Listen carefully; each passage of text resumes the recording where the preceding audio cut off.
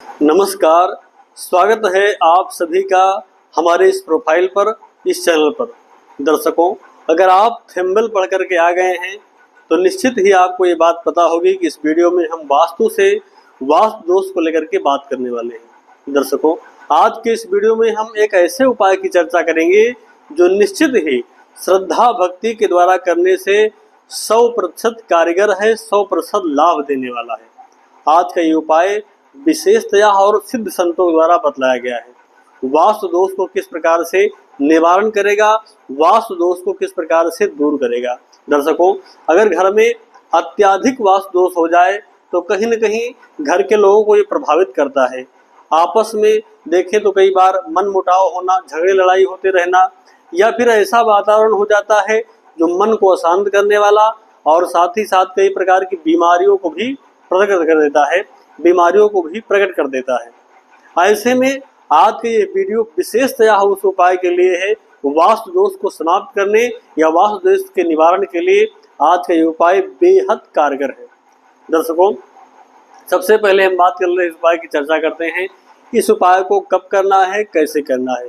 तो दर्शकों, आने वाली दीपावली में, यानी जो इस बार हम लोग को दीपावली 20 अक्टूबर को प्राप्त हो रही है, उसी में यानी 18 अक्टूबर को हम लोग को इस बार धनतेरस प्राप्त होगा, जिसमें त्रयोदशी हमको प्राप्त होगी। ऐसे में त्रयोदशी के दिन यानी प्रदोष काल में क्या करना है, श्वेत चंदन ले लीजिए और श्वेत भस्म और केसर थोड़ा सा डाल करके, इसके पश्चात इसमें थोड़ा सा इत्र भी मिला लें और इत्र मिला करके गंगा जल के द्वारा इसका लेपन कर लीजिए, घोर लीजिए। इसको क्या क्या करना है, तो भस्म, चंदन, केसर, इत्र, गंगा जल, इन चीज़ों का मिश्रण बना लेना है। मिश्रण बना करके इनका, और उसी प्रदोष काल के दिन यानी त्रयोदशी अर्थात धनतेरस के दिन सायंकालीन के समय भगवान शिव के मंदिर में जाना है और शिव जी के मंदिर में जाकर के ये चंदन उनको लगाना है। इसका लेप बना करके भगवान शिव को त्रिपुंड कर देना है। त्रिपुंड चढ़ा बना करके और उनका ध्यान करते हुए, प्रणाम करते हुए अपने घर में आइए और घर में आकर के घर का जो मुख्य दरवाजा है, जो मेन दरवाजा है, उस मुख्य दरवाजे के सामने दोनों तरफ उसी प्रकार से त्रिपुंड बना देना है। ये प्रयोग त्रयोदशी से प्रारंभ करके अमावस्या पर्यंत यानी दीपावली तक 3 दिन तक करना है।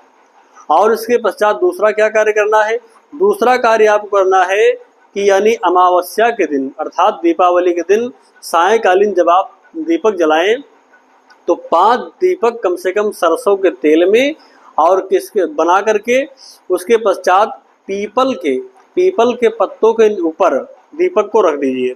यानी पीपल के पत्तों के ऊपर 5 दीपक घर में सरसों के तेल के द्वारा जलाइए। अमावस्या के दिन ये कार्य, ये प्रयोग आपको करना है।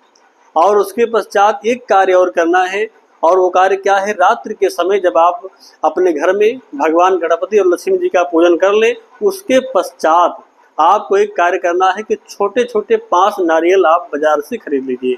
कौन से नारियल, ना तो पानी वाले और ना ही जो हवन में प्रयोग किए जाते हैं सूखे वाले, बल्कि मेवा में जो प्रयोग किए जाते हैं नारियल के गोले।